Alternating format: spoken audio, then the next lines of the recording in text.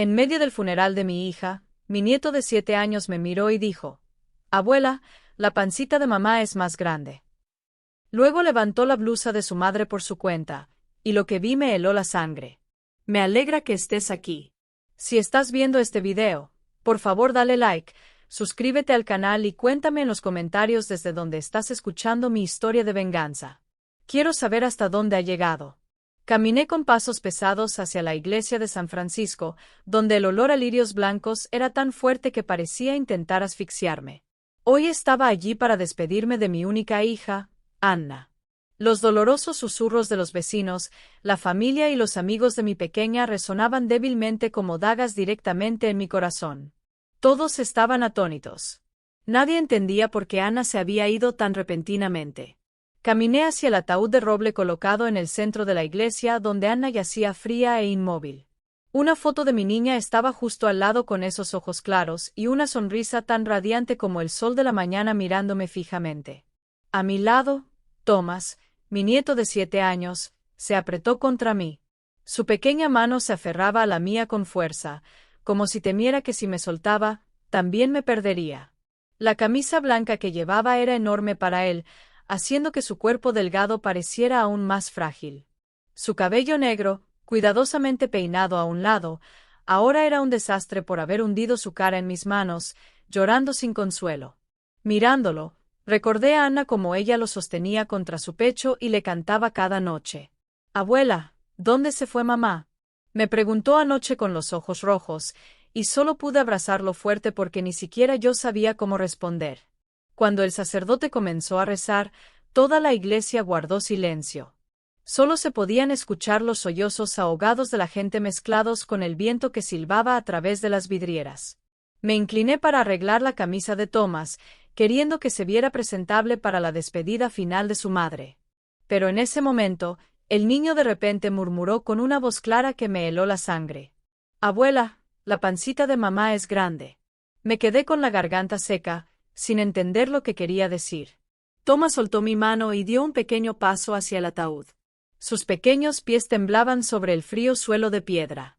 Con la inocencia de un niño, extendió su pequeña mano y tocó el vestido blanco que cubría el cuerpo de su madre, levantando suavemente la tela. Ese gesto fue como un cuchillo afilado que cortó el solemne aire de la iglesia. Un extraño silencio se apoderó del lugar. Algunas personas en los bancos de adelante mostraron expresiones de una mezcla de curiosidad y miedo. Estaba paralizado. Bajo la tela, el estómago de Anna no estaba plano como yo pensaba. Estaba hinchado de una manera extraña e innatural, como si estuviera escondiendo algo terrible. Y entonces, cuando la luz de una vela cercana brilló más intensamente, lo vi claramente. Un enorme moratón púrpura, como una tormenta oscura, se extendía desde sus costillas hasta cubrir todo su abdomen. Esa marca no parecía provenir de una caída. Era demasiado severo, demasiado profundo, como si alguien hubiera usado una fuerza brutal para causarlo. Mi corazón latía descontroladamente. La sangre en mis venas se convirtió en hielo. Quería gritar para preguntar quién le había hecho esto a mi hija, pero mis pies estaban clavados al suelo, incapaces de moverse. Ni siquiera pude detener a Thomas cuando Marcus, mi yerno, apareció de repente desde el banco de enfrente. Lo agarró bruscamente del brazo y le lanzó un susurro, tratando de no hacer una escena en la iglesia. «Thomas, ¿qué estás haciendo? No juegas en el funeral de tu madre». Sus ojos eran duros, pero vi el pánico oculto en su mirada, como si temiera que algo fuera expuesto. Thomas estalló en lágrimas desesperadas. Su llanto desgarró la solemne atmósfera. No estaba bromeando. «Lo vi, abuela». El llanto del niño hizo que toda la iglesia se volviera, y algunos comenzaron a murmurar, con los ojos fijos en el ataúd. Marcus se apresuró a recoger a su hijo, calmándolo y regañándolo al mismo tiempo. Deliberadamente posicionó su ancha espalda frente al ataúd como si quisiera evitar que alguien más mirara. Abrazó a Thomas con fuerza, le susurró algo al oído, pero sus ojos se clavaron en los míos, fríos y llenos de advertencia. Solo me quedé allí, con la mano temblorosa aferrando el borde frío del ataúd para no caer. Una sensación de impotencia me invadió como una ola. Anna, mi hija, la que había dado a luz, la que había criado, ahora yacía aquí fría con heridas que no podía entender. Las palabras de Marcus resonaban en mi cabeza. Se cayó por las escaleras. Traumatismo craneal. Pero esas moretones contaban una historia completamente diferente, una historia que aún no me atrevía a enfrentar. El sacerdote dejó de leer. Su mirada se posó en mí con compasión, como si quisiera preguntar si estaba bien. Tomé una respiración profunda, contuve el sollozo, apreté la garganta y asentí suavemente. Las campanas de la iglesia comenzaron a sonar de nuevo, profundas y tristes, apresurando la ceremonia. Pero en mi mente, todo sonido se desvaneció. Solo la imagen de ese terrible moretón en el estómago de mi hija permanecía como una pregunta sin respuesta grabada en mi memoria. El olor a lirios parecía aferrarse a mí, enredándose en cada respiración, trayendo recuerdos de mi hija como una inundación. Ahora solo quedaban fragmentos del pasado a los que aferrarme. Nuestra pequeña casa en el barrio de Santiago nunca fue lujosa, pero siempre estuvo llena de risas. Cada tarde, Anna y yo solíamos reunirnos en la pequeña cocina. El aroma del pan de maíz recién hecho llenaba toda la casa. Anna, mi pequeña, siempre era tan radiante como el sol de la mañana. Tenía ojos claros y una sonrisa brillante, como si ninguna tristeza pudiera jamás tocarla. Recuerdo verla correr por el jardín, su largo cabello negro ondeando, gritando de emoción mientras yo fingía perseguirla para que hiciera su tarea. «Mamá, haré mejor pan que tú», solía decir, con las manos llenas de masa de maíz y una sonrisa traviesa. En esos momentos, pensé que durarían para siempre. Pero todo cambió cuando Anna conoció a Marcus. Apareció en una misa en la iglesia de San Francisco, un hombre alto y elegante con palabras dulces. Anna solo tenía 22 años, recién salida de la escuela de oficios, trabajando en una pequeña sastrería en el pueblo. Marcus, con su apariencia llamativa y promesas de una vida mejor, logró conquistarla. «Mamá, dice que me dará un hogar, una familia de verdad». Anna me lo dijo una vez, con los ojos brillando de esperanza. Sonreí, le tomé la mano y le advertí que tuviera cuidado. Pero en el fondo, algo me inquietaba. Había algo en los ojos de Marcus en lo que no podía confiar. Aunque era educado, siempre había un atisbo de frialdad en él, como si estuviera escondiendo algo. Se casaron después de un año de salir juntos.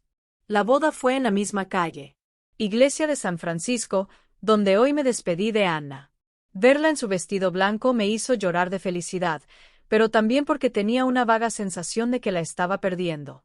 Marcus llevó a Anna a vivir en una elegante mansión en el centro de St. Louis, lejos de nuestro vecindario de clase trabajadora. Esa casa con sus altos muros y su puerta de hierro construyó una barrera invisible entre nosotros. Recuerdo la primera vez que visité la sensación de extrañeza al entrar en ese lugar. Todo era demasiado perfecto, demasiado frío. Los relucientes pisos de mármol, las pinturas en las paredes que ni siquiera entendía. Anna seguía sonriendo, abrazándome con fuerza. Pero en cada gesto, percibía la rigidez de mi hija, su incomodidad.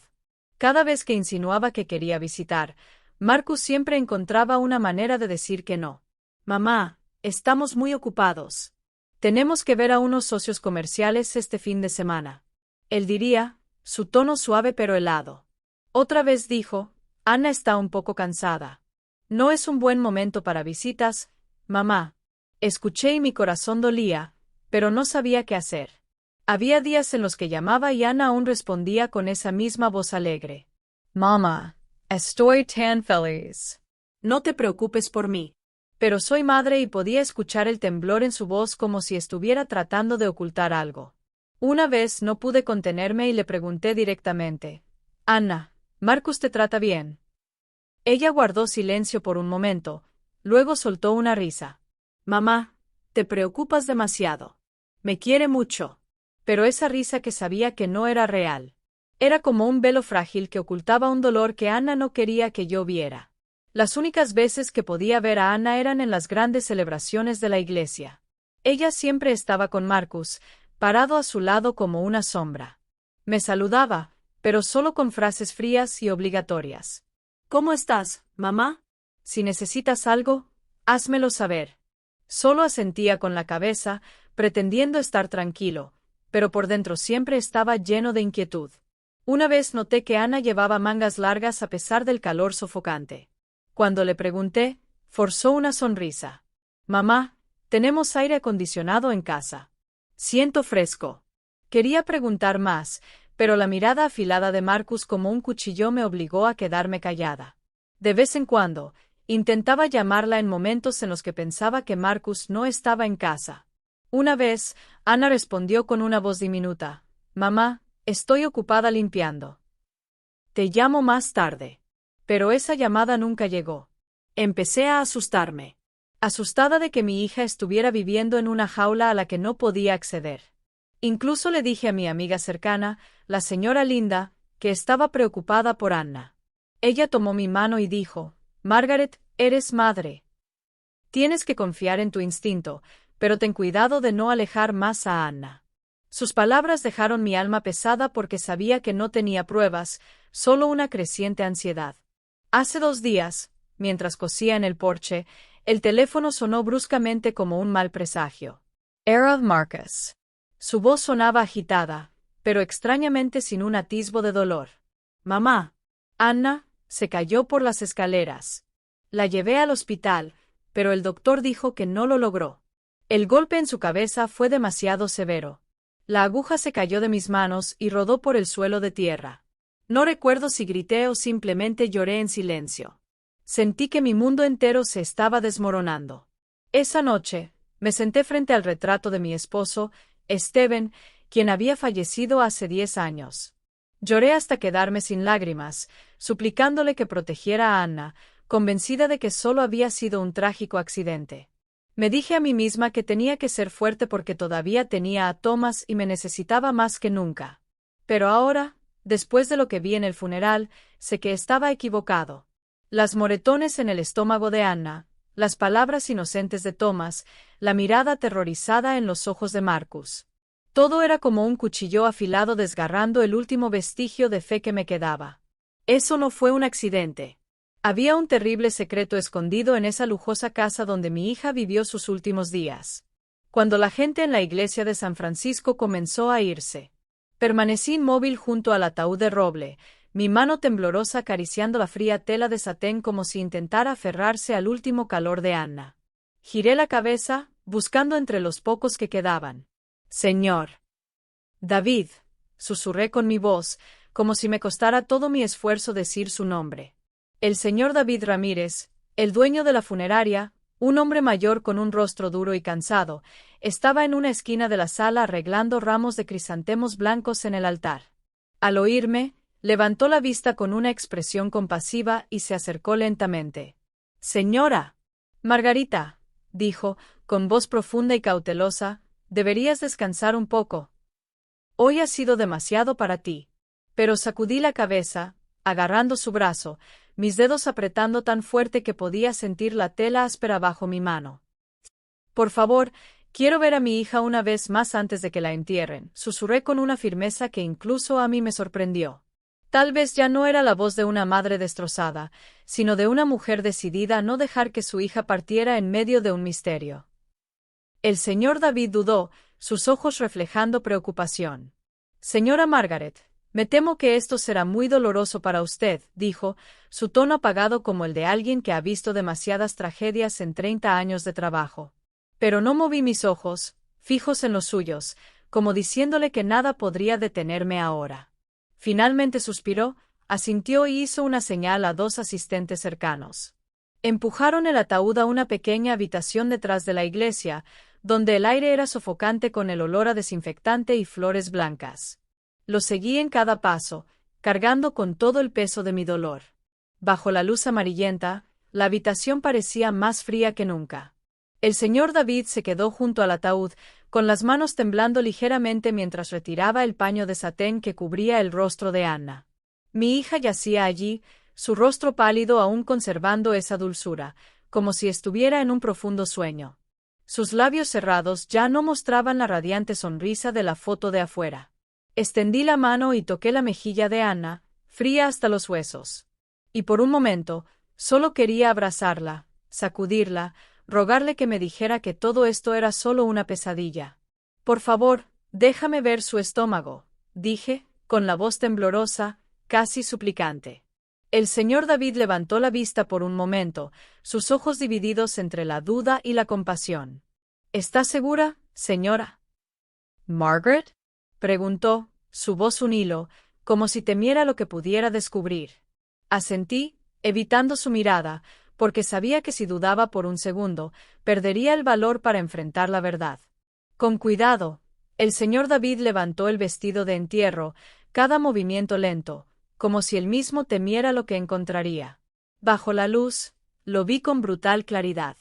El estómago entero de Anna estaba cubierto de moretones, marcas negras y moradas, como si una tormenta hubiera devastado su cuerpo. Ese moretón no era solo una herida. Era una acusación, una verdad desnuda que no podía evitar. Me incliné más cerca, con el corazón latiendo con fuerza, y descubrí algo aún más terrible. En su cabeza, en la cara de Anna, no había un solo golpe, ni un rasguño. No había ningún signo de una caída por las escaleras, como había dicho Marcus. Todo giraba en mi mente, el mundo se desmoronaba. Si no fue una caída, ¿qué le había quitado la vida a mi hija? Señor. David estaba a mi lado, el ceño fruncido, los ojos apagados como si luchara una batalla interna. Sé lo que estás pensando, dijo, apenas audible. Esto no parece un accidente, señora Margaret. He estado en este negocio durante 30 años. Una lesión por un golpe tan fuerte y concentrado en un solo lugar. Es muy inusual. Sus palabras fueron como un cuchillo que confirmaba mis gritos de sospechas. Apreté el borde metálico de la mesa, con los nudillos blancos, la garganta apretada, incapaz de hablar. Quería gritar, arrojarle la verdad a la cara a Marcus, preguntarle qué le había hecho a mi hija, pero mi cuerpo permanecía inmóvil como una estatua atrapada por el dolor. Las campanas de la iglesia sonaron profundas y tristes, señalando la hora del entierro. Me incliné y besé suavemente el cabello de Anna. El familiar aroma a lavanda aún persistía, haciendo que mi corazón doliera con cada latido. Perdóname, mi amor, susurré mientras las lágrimas corrían por mis mejillas y caían sobre la tela blanca. Voy a descubrir la verdad por ti. El señor David la cubrió con cuidado, su mirada llena de compasión, pero sabía que no podía ayudarme más. Esta era mi lucha, y tenía que enfrentarla sola. Al salir de la pequeña habitación, el aire en la iglesia ya no se sentía tan pesado, pero mi corazón seguía igual. Miré a Marcus de pie al final del pasillo, su figura alta silueteada bajo la tenue luz de las velas. Me estaba mirando, sus ojos afilados como cuchillos llenos de amenaza, como si me advirtieran que no profundizara más. En ese instante, un escalofrío recorrió mi espalda. Se dio la vuelta rápidamente, pero no antes de que viera el pánico en sus ojos. En ese momento, todas mis dudas se convirtieron en certeza. La muerte de Anna no fue sencilla. Marcus sabía algo, y estaba tratando de ocultarlo. 2 días después del funeral, me encontré frente a la pesada puerta de hierro de la mansión donde había vivido Anna. Entré en la casa que había sido un hogar para ella, pero para mí era un lugar frío lleno de oscuros secretos. Marcus había llevado a Thomas a la casa de sus abuelos, quizás para evitar enfrentarse a mí. La enorme casa, con sus impecables paredes blancas y ventanas relucientes, parecía un castillo extranjero sin un atisbo de calidez familiar. Empujé la puerta, y el chirrido de las bisagras sonó como una advertencia. El aire dentro estaba denso, impregnado con el olor a pintura fresca y algo frío, indescriptible. Fui directamente a la habitación de Anna, donde solía dormir, donde soñaba sueños que ahora solo vivían en mis recuerdos. La puerta estaba entreabierta. La empujé suavemente, y de inmediato el aroma a lavanda, tan característico de ella, me golpeó. Ese aroma, tan tierno como ella, aún persistía en la almohada blanca, solitaria en la cama. Mi corazón se apretó como si alguien lo estuviera estrujando con fuerza. Me quedé inmóvil por un momento, con la mano en el borde de la almohada, imaginando que Anna aún estaba allí sonriéndome como cuando era niña. «Mamá, quiero dormir un poco más», solía decirme con una voz dulce cada domingo por la mañana. Ahora solo el silencio pesaba en mi pecho. Comencé a empacar las cosas de Anna, cada vestido, cada blusa doblada con cuidado y colocada en cajas de cartón. Cada prenda de ropa traía un recuerdo. El vestido azul claro que le cosí cuando cumplió 18 años. El suéter rojo que le encantaba usar en los fríos días de invierno. Trabajé en silencio tratando de contener las lágrimas. Pero cada vez que tocaba una de sus cosas, mi alma se retorcía. Mi Anna, la dulce chica, con una sonrisa como el sol de la mañana, ahora solo me quedaba en pedazos. Cuando abrí el cajón de roble contra la pared, mi mano se detuvo. Escondida en el fondo, bajo una delgada capa de polvo, había una pequeña caja de madera, del tipo que las chicas solían usar para guardar recuerdos preciados. Era pequeña con grabados simples, pero parecía esconder un mundo de secretos. Lo recogí con manos temblorosas, mi corazón latiendo con fuerza como si estuviera a punto de tocar algo prohibido. Me senté al borde de la cama, lo coloqué en mi regazo y levanté la tapa con cuidado. Lo que vi dentro me dejó paralizado. Una tarjeta de cita prenatal de la Clínica de Obstetricia y Ginecología de San Luis, que indicaba claramente que Anna estaba embarazada de 12 semanas, un paquete de fotos de ultrasonido en blanco y negro mostrando la diminuta silueta de una vida aún por nacer, y varias páginas manuscritas con una escritura temblorosa, algunas manchadas de lágrimas. Leí cada página, cada línea de Anna, como si fueran dagas directamente a mi corazón. Se enojó de nuevo y me golpeó fuerte en el estómago, escribió Anna. Pero creo que cuando se entere de que estoy embarazada, cambiará.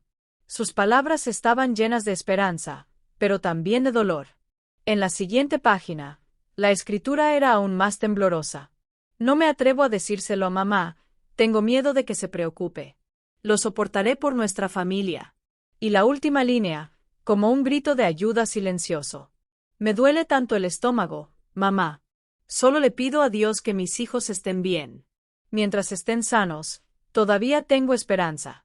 Leí mientras las lágrimas caían sobre los frágiles papeles. Anna. Mi hija había soportado un sufrimiento del que no tenía idea. Lo había mantenido en secreto para que yo no me preocupara. Abracé la caja de madera con fuerza como si quisiera abrazar a Anna, pidiéndole perdón por no haber visto las señales de dejarla sola en esa oscuridad. En ese instante, el sonido de una llave en la puerta principal resonó agudamente como una advertencia. Salté rápidamente. Recogí los papeles esparcidos, metí la caja de madera en mi bolso y sentí mi corazón saltar en mi garganta. Marcus entró oliendo a humo de cigarrillo y a un perfume barato que no era el de Anna.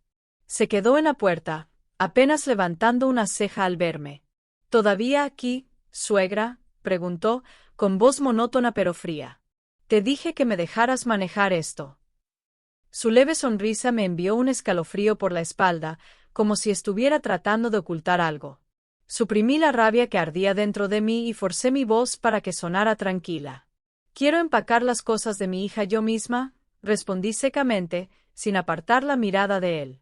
Marcus cruzó los brazos y se apoyó contra la pared, mirándome con indiferencia como si fuera un intruso. Haz lo que quieras, dijo con calma calculada. Pero no te demores demasiado. Thomas me está esperando en casa. El nombre de Thomas me atravesó el pecho como un cuchillo, pero sabía que solo lo estaba usando como una excusa para sacarme de allí. Apreté la caja en mi bolso contra mi pecho, evitando su mirada, y pasé rápidamente junto a él. Cuando salí de casa, ya estaba oscureciendo, el aire frío se filtraba bajo mi chal. Podía sentir la caja dentro de mi bolso como si estuviera ardiendo, exigiendo que tomara acción. Mi corazón latía con fuerza, no solo por lo que había descubierto, sino también por la certeza de que Marcus estaba involucrado en la muerte de Anna. No era solo un esposo cruel. Era alguien que ocultaba un crimen. Esa noche, de regreso a mi casa en el barrio de Santiago, me senté frente al altar de mi esposo, donde ahora también estaba la foto de Anna. Encendí una vela, su luz iluminando su dulce sonrisa. Abrí la caja una vez más, volví a leer las palabras de Anna y las lágrimas empezaron de nuevo. Perdóname, mi hijo, susurré con voz quebrada. No sabía cómo protegerte, pero prometo que no dejaré que tu partida sea olvidada. Sabía que esa caja no solo guardaba el dolor de Anna, sino también la clave para descubrir toda la verdad. A la mañana siguiente, me puse un suéter gris, me envolví el pañuelo con fuerza alrededor del cuello y salí de casa llevando el viejo bolso que guardaba el secreto de mi hija. La clínica ginecológica de San Luis estaba en una esquina tranquila con paredes blancas y una placa de bronce que brillaba al sol. Entré en el aire con olor a desinfectante y escuché las suaves y alegres voces de las enfermeras. Pero para mí, todo era un borrón. Solo la tarjeta de cita prenatal permanecía en mis manos, pesada como si llevara el destino de Anna. Mis dedos estaban helados cuando le entregué la tarjeta a la joven recepcionista. Mi hija, Anna Rivers, era paciente aquí. Dije con mi voz como si tuviera que reunir todas mis fuerzas para pronunciar cada palabra. Quiero ver al médico que la atendió en la sala de emergencias. La enfermera me miró con compasión, como si pudiera sentir el dolor aplastando mi pecho. Ella asintió, luego entró en una oficina diciendo algo por el intercomunicador. Me quedé allí agarrando los mangos de mi bolso tan inquieta como si estuviera de pie sobre brasas. Varias mujeres embarazadas estaban sentadas en las sillas de espera, sus barrigas redondas y ojos llenos de esperanza hicieron que mi corazón se encogiera. Mi Ana también había sido como ellas, llevando una vida dentro de ella. Ella había soñado con una familia feliz, pero ahora solo era un recuerdo. Y mi nieto, a quien nunca llegué a conocer, nunca tendría la oportunidad de nacer. Un poco después, un hombre mayor con cabello canoso salió del pasillo. Llevaba una bata blanca. Su rostro era severo, pero sus ojos transmitían amabilidad. Soy el Dr. Edward Herrera. Se presentó con una voz profunda y calmada. Cuando supo que yo era la madre de Anna, suspiró, y su mirada se volvió más pesada, como si él también llevara una carga. Por favor, pase a mi oficina, dijo, guiándome a una pequeña habitación con estanterías llenas de archivos médicos y un sencillo escritorio de madera. Me senté, coloqué mi bolso en mi regazo y seguí aferrando la tarjeta prenatal como si temiera que desapareciera. El doctor Herrera se sentó frente a mí, mirando un expediente sobre la mesa, pensativo. Señora Rivers, comenzó él en un tono triste. Hicimos todo lo posible para salvar a Anna, pero cuando llegó aquí, ya había perdido demasiada sangre. Sufrió una hemorragia interna en el abdomen. Su útero estaba gravemente dañado y no se pudo salvar el embarazo de 3 meses. Sus palabras fueron como un cuchillo apuñalando mi corazón. Ya sabía que Anna estaba embarazada por la tarjeta, pero escucharla del doctor lo hizo más real, más devastador. Apreté el borde del escritorio, mis uñas clavándose en la madera, luchando por mantener la voz firme. ¿Fue por la caída por las escaleras, doctor? Pregunté, aunque en el fondo ya sabía la respuesta. El doctor Herrera sacudió la cabeza con firmeza y sus ojos se endurecieron como si también sintiera ira. En absoluto, dijo con certeza. Su cuerpo no tenía signos de trauma en la cabeza ni fracturas, cosas que normalmente se ven en una caída así. Por el contrario, todas las lesiones estaban concentradas en su abdomen, causadas por un golpe muy fuerte desde el exterior. Lo sospechaba desde el principio. Las palabras del doctor fueron como una ráfaga de viento helado que atravesó mi mente y confirmó lo que temía. Marcus, mi yerno, había mentido. Anna no se había caído por las escaleras. Los terribles moretones que vi en la iglesia no fueron un accidente. Sentí que la sangre se detenía en mis venas. Mi garganta se cerró y no pude hablar. El doctor Herrera dudó por un momento. Luego continuó con la voz más baja, como si temiera que alguien pudiera escuchar. Informamos a su esposo, Marcus, pero él solo pidió que procesáramos los documentos lo más rápido posible y rechazó cualquier solicitud de más pruebas. Un zumbido llenó mis oídos. Las piezas comenzaron a encajar en mi cabeza, formando una imagen aterradora. Marcus no solo conocía la verdad, sino que la estaba ocultando activamente. Había insistido en que el hospital terminara los trámites de inmediato sin permitir una autopsia, como si temiera que algo saliera a la luz. Miré al doctor Herrera, cuyos ojos mostraban compasión pero también impotencia. ¿Por qué no me avisaste? Pregunté, con la voz temblorosa, incapaz de ocultar el reproche. Anna es mi hija. Tenía derecho a saberlo. Suspiró, puso su mano sobre la carpeta y miró hacia abajo. Anna nos pidió que no te llamáramos, murmuró. Tal vez no quería preocuparte, pero creo que ahora tienes derecho a conocer la verdad. Sus palabras fueron como otra puñalada, no solo por la verdad sobre la muerte de Anna, sino porque mi hija había intentado protegerme. Ella lo había soportado sola, para que yo no sufriera. Bajé la cabeza, y mis lágrimas cayeron sobre la tarjeta prenatal en mis manos, empapando las fechas de las citas de Anna. Gracias, susurré con voz quebrada. Gracias por decírmelo, doctor. Herrera asintió con una expresión de alguien que entiende el dolor pero no puede hacer más. Me levanté, abracé mi bolso con fuerza y salí de la oficina. Fuera, las mujeres embarazadas esperaban en la sala, charlando animadamente, con los ojos llenos de esperanza. Al verlas, sentí un nudo en la garganta. Mi Ana también había sido así, soñando con una familia feliz, emocionada por el niño que sostendría en sus brazos. Pero todo eso le fue quitado, no solo a ella, sino también a mi nieto, a quien nunca llegué a conocer. Pasaron unos días. Fui al mercado central de San Luis a comprar un ramo de crisantemos blancos, las flores favoritas de Ana, para colocarlas junto a su retrato, con la esperanza de que su aroma aliviara un poco mi dolor. El mercado estaba lleno ese día. Las voces de los vendedores y compradores se mezclaban con el olor de la fruta madura y los tamales frescos. Caminé lentamente, abrazando el cesto de flores contra mi pecho, con el corazón pesado.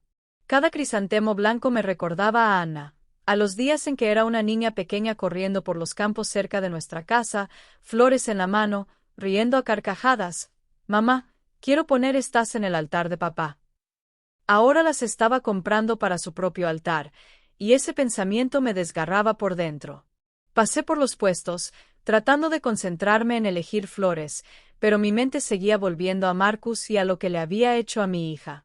Al pasar por el Café Paraíso, un lugar elegante con grandes ventanales y muebles de madera brillante, levanté la vista y la escena me dejó paralizado. Marcus estaba allí junto a la ventana, la luz del sol iluminando su rostro, mostrando una sonrisa que no había visto en él desde la muerte de Anna. Frente a él se sentaba una joven con cabello rubio, labios rojos y una sonrisa radiante. Estaban sentados muy cerca, hombro con hombro, como una pareja perdida en la felicidad.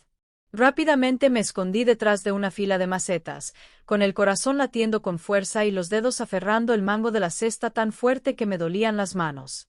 La reconocí de inmediato, Verónica Chávez, la secretaria privada de Marcus. La había visto una vez en la fiesta de fin de año de su empresa hace 2 años.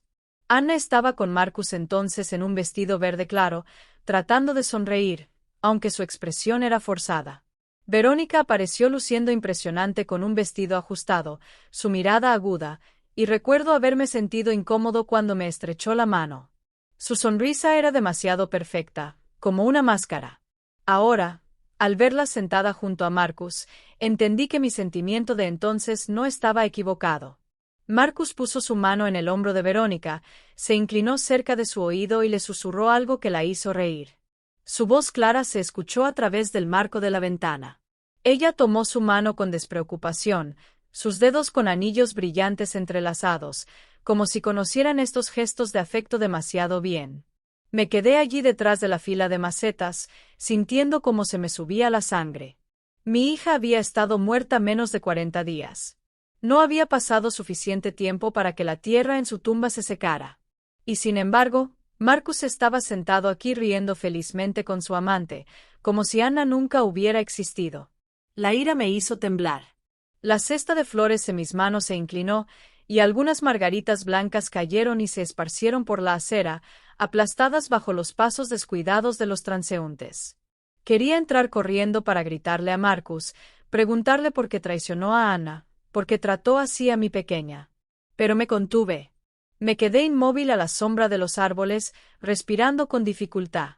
Tenía que mantener la calma, pensar con claridad. Si actuaba ahora, no tendría más que rabia, y Marcus lo negaría fácilmente. Necesitaba pruebas, más tiempo para desenmascararlo. Pero al ver a él y a Verónica, sentí como si 1000 agujas me atravesaran el pecho. Mi Anna, la dulce chica que lo dio todo por su familia, que estaba embarazada de su hijo, que soportó golpizas de las que ni siquiera sabía, y ahora el traidor estaba disfrutando de la felicidad como si nada hubiera pasado. Se levantaron. Marcus sacó su billetera para pagar, sus movimientos rápidos y seguros. Verónica entrelazó su brazo con el de él, y salieron del café. Su sonrisa brillaba al sol. Aparté rápidamente la cara, fingiendo mirar la cesta de flores, pero el fuerte aroma del perfume de Verónica me golpeó de lleno como una provocación. Se subieron juntos a un coche negro brillante. Marcus se sentó en el asiento del conductor y Verónica en el asiento del pasajero, riendo y hablando, con los ojos brillantes. Cuando el coche arrancó y desapareció por la esquina, me quedé allí, con el corazón destrozado. Las margaritas blancas yacían esparcidas a mis pies, destrozadas como lo estaba ahora mi corazón. Me agaché lentamente, recogiendo cada flor aplastada con manos temblorosas. Cada flor era como un pedazo de un recuerdo de Anna, de los días en que corría a casa con un ramo de margaritas blancas, de su sonrisa pura. Ahora las estaba recogiendo, no para ponerlas en su altar, sino para guardar algo de mi hija y recordarme que no puedo dejar que Anna se vaya sin justicia. En mi cabeza, una idea fría y clara comenzó a formarse. Marcus no solo maltrató a Anna, la traicionó. También traicionó a la familia que ella trabajó tan duro para mantener. Y Verónica, ella no es inocente. Tendrán que pagar. Lo juro. A la mañana siguiente, me desperté con una voluntad de hierro. Hoy, confrontaría a Verónica, no para desahogarme, sino para obtener la verdad de su propia boca.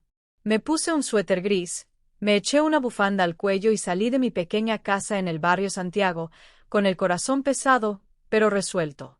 La empresa constructora de Marcus estaba en el centro de St. Louis, un edificio de cristal brillante con letreros luminosos. No entree. Elegí una pequeña cafetería al otro lado de la calle donde había un rincón lo suficientemente discreto para observar sin llamar la atención. Pedí un café negro, me senté junto a la ventana y no quité los ojos de la entrada principal de la empresa. Cada minuto pasaba como un siglo, mi corazón latiendo con una mezcla de dolor y rabia. Pensé en Anna, en las líneas temblorosas de su diario sobre el nieto que nunca nació. Anna, mi amor, susurré para mí mismo. Les Hairpager. Alrededor de las 5 de la tarde, Verónica salió del edificio. Llevaba un vestido rojo intenso ceñido al cuerpo, y sus tacones resonaban en la acera.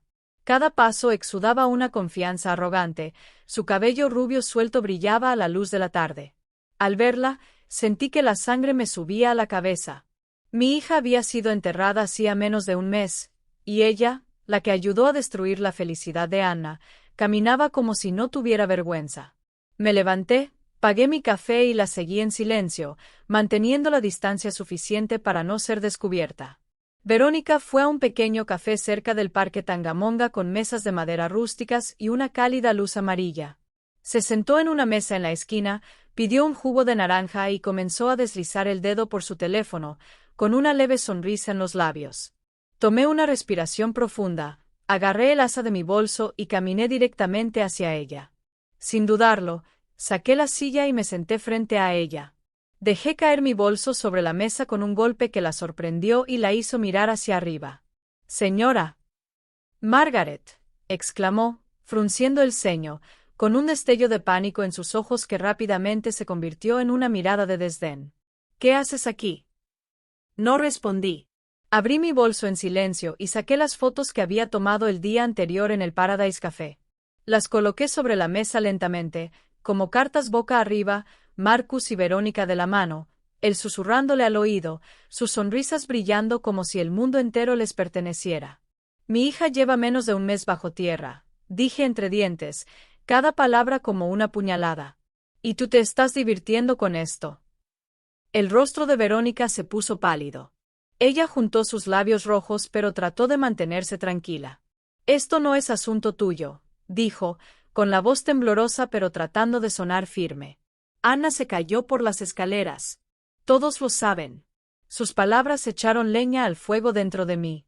Me incliné hacia adelante y saqué las páginas del diario de Anna de mi bolso. Las dejé caer sobre la mesa con un golpe. ¿De verdad?, dije con brusquedad, mirándola fijamente. Anna escribió todo aquí. Estaba embarazada, esperando el hijo de Marcus, y él la trataba mal.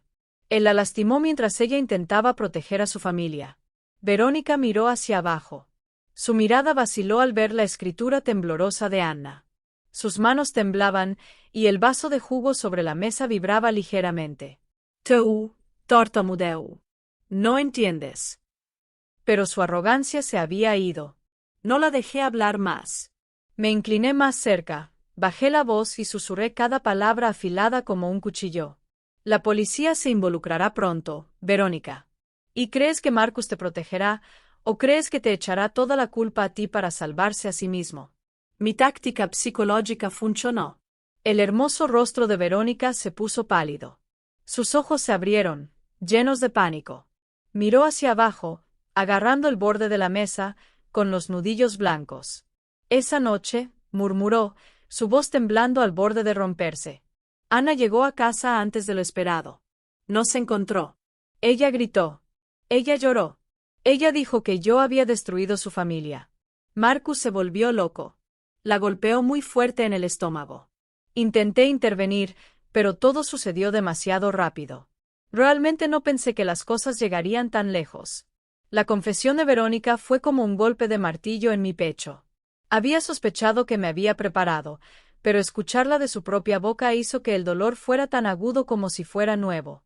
Apreté las manos sobre la mesa, mis uñas hundiéndose en mis palmas, tratando de no gritar. Ana, mi hija, había sido traicionada en su propia casa.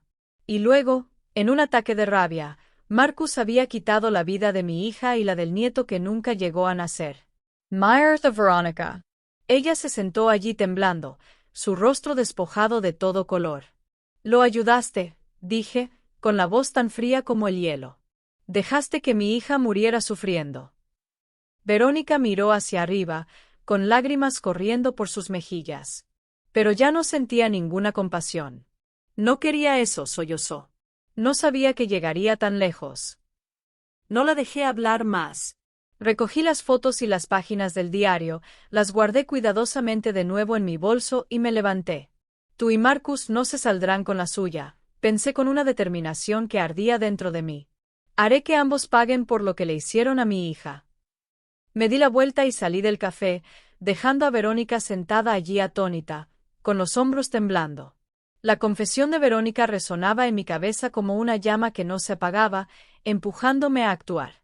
Sabía que solo confiar en la ley no sería suficiente para hacer que Marcus pagara. No solo había quitado las vidas de Ana y de mi nieto no nacido, sino que también vivía felizmente con su amante como si mi hija nunca hubiera existido. Quería que sintiera el remordimiento, que viviera con miedo, que sintiera la presencia de Ana en cada respiración, en cada momento de su vida.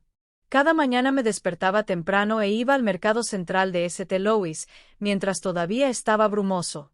Elegía ramos de inmaculados crisantemos blancos, las flores favoritas de Ana, del viejo vendedor en la esquina. ¿La señora Margaret trae crisantemos otra vez hoy? La mujer preguntó con una mirada amable pero curiosa. Solo asentí, sin decir nada, con el corazón pesado. Estas flores no eran para el altar de Ana, sino un mensaje para Marcus. Le pedí a un chico del mercado que llevara el ramo a su oficina y lo dejara justo frente a su puerta. Imaginé la cara de Marcus al ver los crisantemos blancos, un recordatorio de la sonrisa de Ana de lo que él había destruido. Solo déjalo ahí. No es necesario decir quién lo envió. Le dije al chico, dándole una propina, mi voz fría, pero un torbellino rugiendo dentro de mí. Por la noche, cuando el barrio de Santiago se quedaba en silencio, me sentaba en mi pequeña habitación junto a la tenue luz de una vela al lado de la foto de Ana. Saqué la foto de la ecografía de la caja de madera, miré la pequeña forma del nieto que nunca podría sostener. Mis manos temblaban mientras tomaba un bolígrafo y escribía en la foto con una mano temblorosa, «Devuélveme a mi hijo, Marcus». Cada trazo era una daga que quería grabar en su mente. Caminé en silencio hacia la mansión de Marcus bajo la tenue luz de la luna y deslicé la foto en su buzón. Me quedé allí un rato mirando la casa fría, imaginando a Marcus abriendo el buzón al amanecer, con el rostro pálido al ver esa sentencia. Quería que sintiera que Ana lo estaba observando, que no podía escapar del fantasma de su culpa. No pasó mucho tiempo antes de que mis acciones comenzaran a tener efecto. Una mañana, yendo al mercado a comprar verduras, escuché al vecino de Marcus susurrando con el vendedor de pescado. Ese Marcus está actuando de manera extraña. Últimamente, se queda despierto toda la noche caminando de un lado a otro en el porche, fumando sin parar. Una vez lo escuchamos murmurando para sí mismo. Me quedé allí fingiendo recoger un manojo de cilantro, pero por dentro no pude evitar estremecerme. Tenía miedo. Estaba atormentado, justo como yo quería. Otro vendedor se unió a la conversación. Ayer lo vi sentado en su umbral, con una botella en la mano, los ojos rojos, repitiendo. No, no fue mi culpa. Como si estuviera poseído. Sus palabras me trajeron tanto satisfacción como dolor. Satisfacción porque Marcus estaba pagando, pero dolor porque sabía que, aunque él se desmoronara, mi Anna no volvería. Pero quería ir más allá. Las flores y las ecografías no eran suficientes. Quería que Marcus viviera en tormento, que escuchara la voz de Anna en cada rincón oscuro. Recordé la canción de cuna que Anna solía cantarle a Thomas cada noche. Duerme, mi amor. Con una melodía suave como una caricia. Una idea audaz brilló en mi mente. Busqué a Mr. Young, un electricista bien conocido en el vecindario que había arreglado mis luces hace años. Señor Young, dije en voz baja pero decidida, necesito tu ayuda con algo, pero no preguntes por qué. Me miró con curiosidad, pero no se negó. Lo llevé a la mansión de Marcus una tarde cuando él y Thomas estaban fuera. Hay una radio antigua en el garaje de esta casa, dije. Quiero que se encienda a la medianoche y suene la canción Sleep My Love. El señor Young frunció el ceño claramente, sin entender mi intención, pero asintió. Está bien, señora Margaret. ¿Estás segura de que esto no es normal? Solo asentí, con la mirada firme. Sé lo que estoy haciendo. Esa noche, el señor Young se coló en el garaje y programó la vieja radio para que se encendiera sola a la medianoche, repitiendo la canción de cuna de Anna. Me quedé fuera de la puerta, observándolo trabajar a través de una rendija, con el corazón latiendo con ansiedad y miedo. Pero sabía que tenía que hacerlo por Anna, por la verdad. Al día siguiente en el mercado, escuché una noticia que heló mi alma. El vendedor de verduras dijo que Marcus había destrozado la radio en un ataque de pánico en medio de la noche. Salió de la casa pálido con un martillo en la mano. Empezó a destrozar la radio como si fuera un demonio, dijo asombrada. Los vecinos lo oyeron. Todos dicen que parece poseído. Bajé la cabeza, fingiendo elegir una lechuga, pero por dentro sabía que estaba al borde de un colapso, y yo sería quien lo empujara al abismo. Después de los días que pasé atormentando a Marcus, sentí que era hora de sacar todo a la luz. Sabía que solo la justicia podría calmar parcialmente mi corazón destrozado. Reuní todo lo que tenía. La pequeña caja de madera de Anna, la tarjeta de cita prenatal con las frías notas que confirmaban su embarazo de 12 semanas, las páginas desgastadas por las lágrimas de su diario que contaban el dolor de mi hija, las fotos de la ecografía de mi nieto no nacido y, lo más importante, la grabación de la confesión de Verónica que había obtenido secretamente en el café cerca del Parque Tangamonga. Esta evidencia era la última voz de Anna, y la usaría para asegurarme de que la persona que le quitó la vida a mi hija no pudiera escapar. Entré en la comisaría de St. Louis una mañana gris, con mi viejo y pesado bolso colgado del hombro como si también estuviera cargando con el destino de Anna. Pedí ver al comandante Héctor Luna, el jefe de la estación, un hombre conocido por ser estricto pero justo. La recepcionista me miró con algo de compasión, quizás al ver mis ojos rojos y mi aspecto cansado. Espera un momento. Se lo haré saber, dijo suavemente. Me senté en la sala de espera, aferrando la correa de mi bolso, tan inquieta como si estuviera sobre brasas. Con cada minuto que pasaba, pensaba en Anna, su dulce sonrisa y las líneas de su diario. Me duele el estómago, mamá. Apreté mi mano con más fuerza y me dije a mí misma que hoy comenzaría la batalla final por la justicia de mi hija. El comandante Héctor Luna parecía un hombre de mediana edad con un rostro endurecido y ojos penetrantes. Me invitó a su oficina y señaló la silla frente a su escritorio. Señora Rivers, ¿qué la trae por aquí? Abrí mi bolso y coloqué cada objeto sobre la mesa, la caja de madera, el libro de embarazo, las páginas del diario, las fotos de la ecografía y, finalmente, el teléfono con la grabación. Mi hija Anna Rivers no murió por una caída por las escaleras, dije, con la voz temblorosa pero llena de determinación. Esto es lo que he encontrado, y quiero que la persona que le quitó la vida pague por ello. El señor Luna frunció el ceño, examinando los objetos con absoluta concentración. Cuando reproduje la grabación, la voz temblorosa de Verónica llenó la habitación, relatando la fatídica noche en que Anna los sorprendió a ella y a Marcus, y cómo Marcus perdió el control y Cruy atacó a mi hija. El rostro del señor Luna se endureció, su mirada tan fría como una hoja de acero. Esto es suficiente para abrir una investigación criminal, señora, dijo, con la voz profunda pero firme. Pero debes estar preparado para un camino largo. Los casos como este no son fáciles. Lohmeyers and Teideber. Estoy preparada, respondí, con la voz resuelta. Siempre y cuando se haga justicia por mi hija. Al día siguiente, me notificaron que la policía había allanado la oficina de Marcus justo cuando él estaba saliendo. No estaba allí, pero imaginé la escena. Marcus, en su impecable traje y con una sonrisa satisfecha, de repente entró en pánico al ser rodeado por oficiales esposados frente a sus atónitos colegas. Soy inocente. Estás cometiendo un error. Lo escuché, gritó, tratando de resistir, pero su voz estaba ahogada por el pánico. Lo que me rompió el corazón fue saber que Thomas, mi pequeño nieto, vio a su padre ser arrestado. El niño gritaba, abrazando el oso de peluche que Anna le había cosido, llamando desesperadamente a su papá. Quería correr y abrazarlo para decirle que todo estaría bien, pero sabía que era mejor que sufriera una vez que vivir toda una vida engañado por un padre como Marcus. La audiencia preliminar se llevó a cabo unas semanas después. Llevaba un traje negro sencillo y me senté en la primera fila, con la mano apretando el pañuelo bordado con margaritas que Anna me había regalado. Al en la sala del tribunal era denso. El olor a madera vieja y los murmullos de la multitud eran sofocantes. La fiscal, una joven con una mirada aguda, presentó las pruebas una por una, el libro de embarazo, el diario de Anna, las páginas, las fotos de la ecografía y la grabación de la confesión de Verónica. Cada objeto mostrado era como una daga, no solo contra Marcus, sino contra mi propio corazón. Escuché de nuevo la voz temblorosa de Verónica, narrando la noche en que murió Anna, y tuve que apretar el pañuelo con fuerza para no romperme. Verónica también fue llamada como testigo. Entró sin el aire arrogante que tenía en el café. Su cabello rubio estaba recogido, su rostro pálido, sus ojos bajos bajo la presión de la mirada de los jueces y el fiscal. Cuando la interrogaron, ella, temblando, admitió todo, su voz apenas audible. Yo estaba allí. Marcus se volvió loco cuando Anna nos encontró. No pude detenerlo.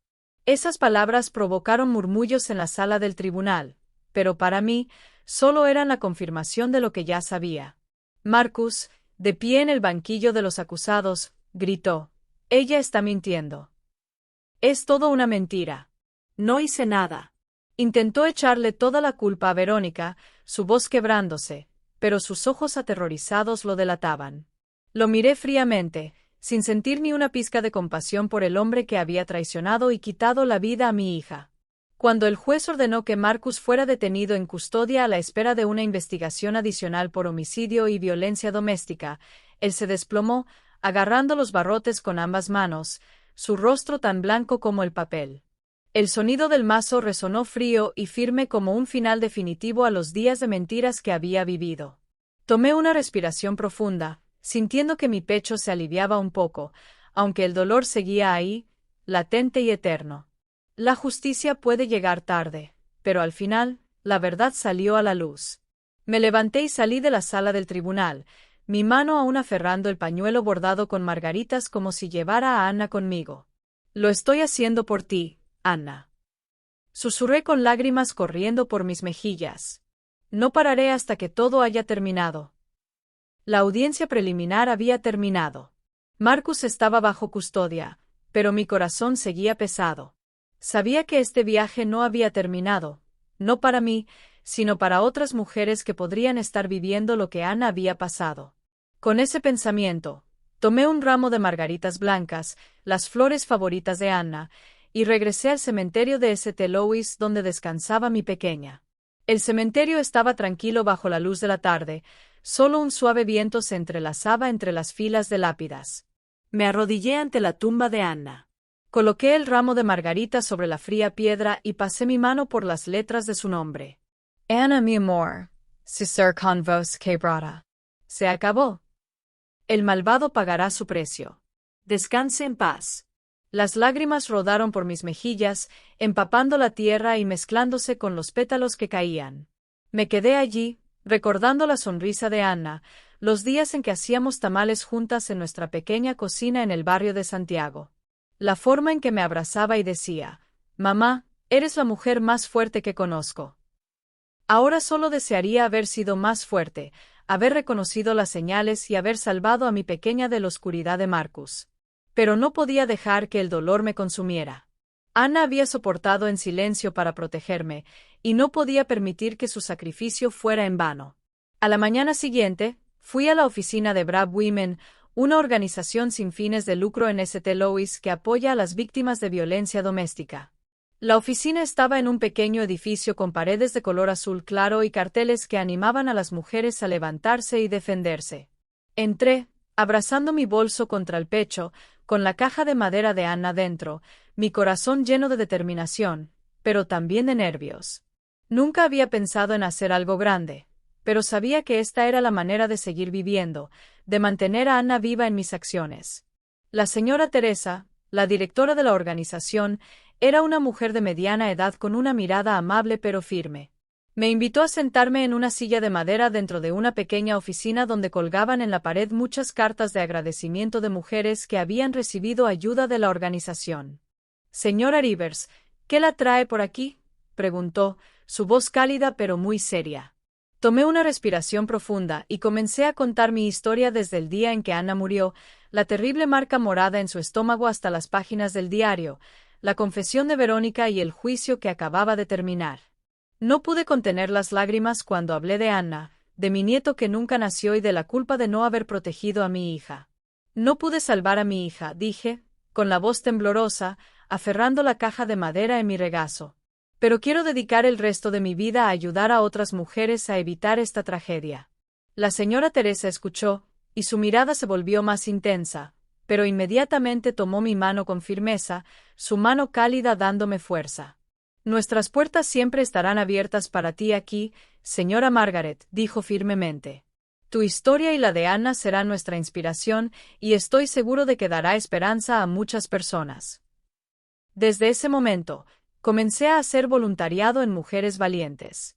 Repartí volantes en el mercado central, donde los vendedores me miraban con curiosidad, pero también con respeto. «Señora Margaret, usted es verdaderamente fuerte». «Señora Margaret, usted es verdaderamente fuerte». Una vendedora de flores me dijo mientras le daba un volante explicando cómo reconocer los signos de la violencia doméstica. Solo sonreí, pero por dentro sabía que no era tan fuerte como ellos pensaban. Solo estaba haciendo lo que Anna habría querido que hiciera. Por las tardes, iba a la cocina del refugio, preparaba ollas de sopa caliente, cortaba pan de maíz y hablaba con mujeres que intentaban escapar de sus propios infiernos. Cada historia que escuchaba, cada lágrima que caía, me recordaba a Anna, pero también fortalecía mi determinación. Lo más importante, pasé horas escuchando a estas mujeres. Algunas contaron sobre las golpizas de sus esposos. Otros susurraron su miedo a ser abandonadas y se atrevían a hablar. Los abracé, les tomé de las manos y les dije que no estaban solos. Perdí a mi hija porque no reconocí las señales. Una vez le dije a una joven cuyos ojos estaban hinchados de tanto llorar por su esposo abusivo. «Pero aún tienes una oportunidad. No te quedes en silencio como lo hizo mi hija». Esas palabras no eran solo un consejo. Eran un recordatorio para mí de que tenía que seguir adelante para que nadie más sufriera lo que Anna sufrió. Ocasionalmente, al regresar a mi casa vacía en el barrio de Santiago, encendía una vela frente al retrato de Anna. La luz parpadeante iluminaba su dulce sonrisa como si me estuviera mirando, como si me estuviera agradeciendo. «Anna, ¿ves esto?», susurraría con lágrimas corriendo por mis mejillas. «Estoy protegiendo a otras mujeres en tu lugar. No pude salvarte, pero no dejaré que nadie más se quede en silencio». Me quedaría allí bajo la tenue luz de la vela, sintiendo una extraña paz. El dolor seguía ahí, pero ahora se había transformado en un propósito mayor. Ya no era solo una madre que había perdido a su hija. Era una mujer que luchaba por Anna, por Thomas, y por todos aquellos que necesitaban ser escuchados. Cada vez que salgo del refugio, traigo un ramo de margaritas blancas y las coloco en la tumba de Anna. Me arrodillo, acaricio la lápida y digo, mi hijo, mamá seguirá adelante. Te lo prometo. Una suave brisa pasa, llevando el aroma de las flores como si Anna me estuviera respondiendo. Y en ese momento, supe que aunque ella ya no esté aquí, el espíritu de Anna sigue conmigo en cada paso, en cada acción y en cada palabra que digo para proteger a los demás. De todo lo que he vivido, quiero enviarte un mensaje. Nunca te quedes en silencio ante la violencia y la injusticia. El silencio solo hace que el dolor sea mayor. Convierte a los villanos en figuras poderosas y a los inocentes en víctimas. Si tienes un presentimiento, una señal extraña, confía en ella. Actúa a tiempo. No dejes que las cosas lleguen demasiado lejos como lo que le pasó a mi hija. No esperes a perder algo para darte cuenta del valor de la verdad y del poder de tu voz. Porque a veces el silencio se convierte en cómplice del crimen. La historia que acabas de escuchar ha tenido nombres y lugares cambiados para proteger las identidades de los involucrados. No lo contamos para juzgar, sino con la esperanza de que alguien lo escuche y se detenga a reflexionar. ¿Cuántas madres están sufriendo en silencio dentro de sus propios hogares? Probablemente me pregunto. Si estuvieras en mi lugar, ¿qué harías? ¿Elegirías quedarte en silencio para mantener la paz o tendrías el valor de enfrentarlo todo para recuperar tu propia voz? Quiero conocer tu opinión porque cada historia puede convertirse en una vela que ilumina el camino de otra persona. Dios siempre bendice y estoy seguro de que el valor nos llevará a días mejores. Por ahora, en la pantalla final, dejaré 2 de las historias más queridas del canal Historias de Ancianos. Estoy convencido de que te sorprenderán. Gracias por quedarte conmigo hasta este momento.